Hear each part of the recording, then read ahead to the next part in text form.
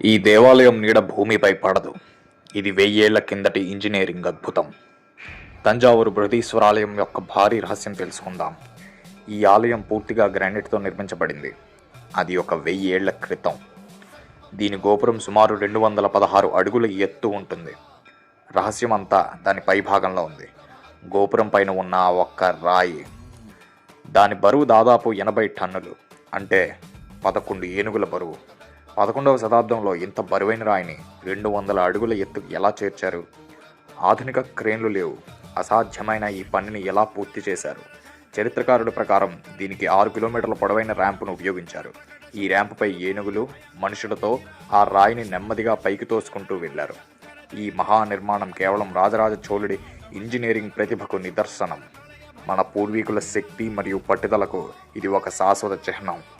ఈ అద్భుతం మిమ్మల్ని ఎంత ఆశ్చర్యపరిచింది? కామెంట్ చేయండి. ఛానల్ సబ్స్క్రైబ్ చేసుకోండి.